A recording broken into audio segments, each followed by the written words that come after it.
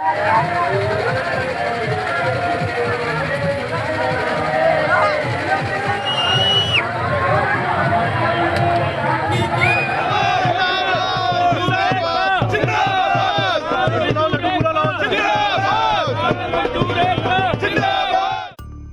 कानून तो वापस हो गए हैं, लेकिन किसानों की घर वापसी अभी तक नहीं हुई है। दरअसल कृषि कानून में भी विवाद की मुख्य वजह एमएसपी को कानूनी दर्जा न देना रहा है। किसानों के अभी भी न हटने की वजह भी यही एमएसपी है। किसान संगठनों की मांग है कि एमएसपी के लिए केंद्र सरकार गारंटी कानून बनाए। वापसी लेने की बात कही है, वापसी होगा पार्लियामेंट से। पार्लियामेंट सेशन 29 तारीख से है, तो इसको पार्लियामेंट में रखो, इसको वापसी करवाओ।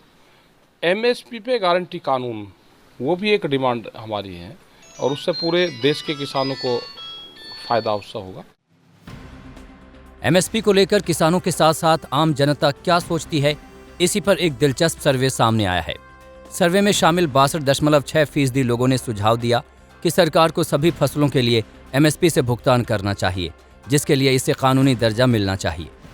दूध, फल, सब्जियां, अंडे, चिकन जैसे खाद्य पदार्थों पर भी कानूनी गारंटी वाली एमएसपी की मांग से विपक्ष समर्थक 70% और सरकार समर्थक 61% लोग सहमत हैं। केवल 21% लोगों ने एमएसपी को कानून बनाने का विरोध किया है। एमएसपी को लेकर लोगों का ये रुख सरकार के लिए भी चेतावनी की तरह है।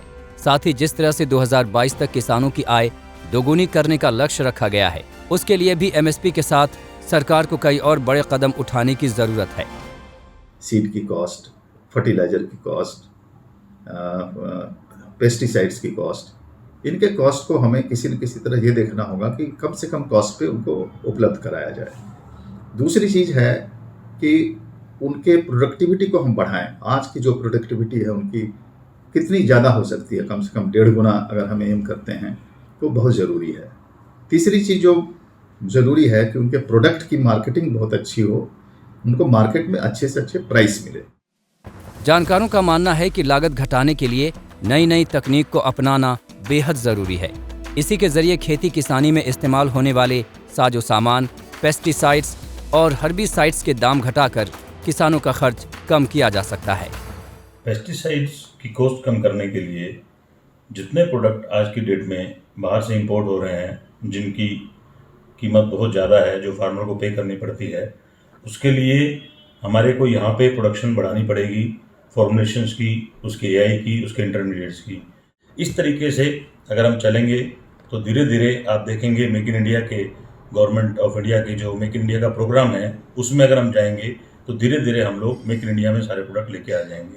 इससे फार्मर की इनकम काफ़ी बढ़ जाएगी। ऐसे में ये देखना दिलचस्प होगा कि सरकार 2022 तक किसानों की आय दोगुनी करने के लिए एमएसपी के साथ साथ दूसरे तरीकों का किस तरह से इस्तेमाल करती है।